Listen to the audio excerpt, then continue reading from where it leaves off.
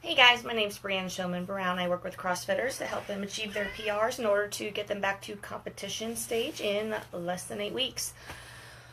Working on thoracic mobility today. So we talked about how thoracic rotation is necessary in order to actually get into certain positions, even that extension position. So what we need to get us fully up overhead into overhead squats, into that snatch position, cleans, or especially the jerk, clean not so much for that rotation, but especially any of our overhead movements. Hey Katrina, hey Cameron, good to see you. So for mobility, I'm going to show you kind of my 3 favorite go-tos that I use with my athletes. I'm going to start from simplest and work up, and my cat is going to be in this video because she's a pill right now. Alright, so thoracic mobility, or thoracic rotation. Thanks, Katrina, you're awesome. DT told me that too, by the way. Alright, so first one you're going to do, you're going to lie down on your side. Knees are going to be stacked on top of each other, about a 45-degree angle or so, arms out in front of you. From there, you're going to rotate. Your top arm is going to rotate across. Your head's going to follow that moving arm. Your goal is to keep these knees down, not letting them move, just getting that rotation through your trunk and your hips.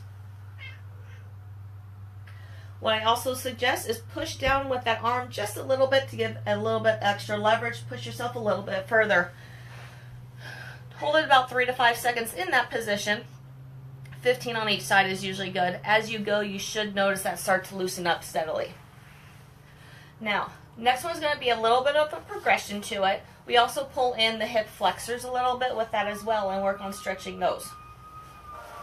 And we work on stretching the glutes a little bit. So it's kind of a little pretzel position. You're going to lay on your side again, that same starting position. Top leg's going to come up. Bottom leg you're going to grab at that ankle. So your bottom arm grabs that top thigh. Bottom leg grabs that bottom ankle, so you're in that position. What you're going to do is as you take a deep breath in, you're going to breathe out and try to push. You're basically pushing with this arm down, trying to push this shoulder down to the floor. So what it's going to look like, you're going to do 5 deep breaths. I'll just do a couple.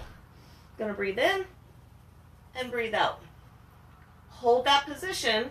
Breathe in again, as big as you can, and breathe out. Every breath, you're going to push a little bit further into that range. Typically, what I suggest with this one, 5 breaths, both directions, do 3 times on each side.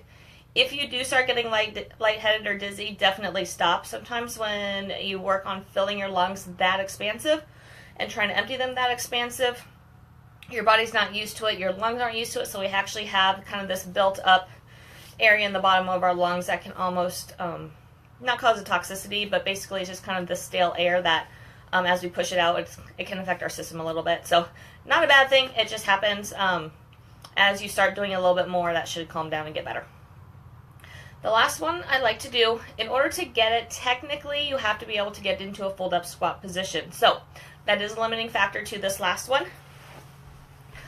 But what you want to do is get into that fold up squat position. So, at the bottom of your squat, hands are going to go on the ground. One hand actually is going to go right against that knee. You're going to keep this position in your legs, brace that arm against the leg. From there,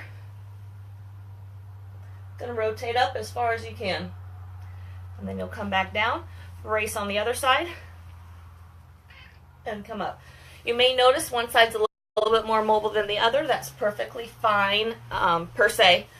Just because we have our rotational patterns we get used to. Whether it's when you drive, you tend to shift to one side.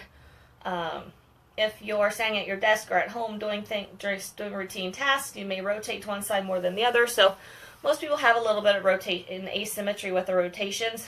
That should get better too as you work on it. So try those 3. Start with the first one, work your way up to the other ones. If you feel you can't do all of them right away, that's perfectly fine. As usual, if you have any questions, definitely post those on here. I would be happy to answer any questions for you. If you have any comments, if you love these, hate these, I would love to know about that as well. And as usual, if you have any specific questions that you want to reach out to me, feel free to message me directly. I'd be happy to answer those for you. So, hope you're having a wonderful Saturday. It is rainy and chilly here in Phoenix. I know, it's weird. But that's how it is. I'll touch base with you guys again tomorrow. Have a good one, guys. Bye.